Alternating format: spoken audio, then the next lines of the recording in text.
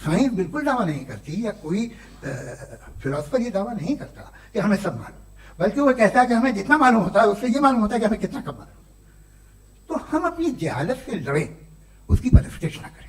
एक कार है, एक साहब ने देखा कि भाई कार जो है उसके व्हील्स कितने अच्छे लगे हुए हैं सही जगह पे, स्टीयरिंग जो है कितने अच्छे जगह पे लगी हुई है, और सीट्स कितने वेल डिजाइंड है, कितनी प्रिसाइजली ये कार काम कर रही है। तो जरूर कोई ना कोई इसे क्रिएट किया है, किसी ने क्रिएट किया है। अब जावेद साहब आए और कहे अरे जनाब बोनेट खोलिए, इसमें इंजन है, इंजन इस कार को चला रहा है, hence prove no one has created the car. This is illogical, this is irrational. आपने इंजन के जरिए उस गैप को तो साबित किया, लेकिन क्या उससे कार की जो क्रिएशन है और उसका जो क्रिएटर है ये इंपॉसिबल हो जाए, ऐसा पॉसिबल है?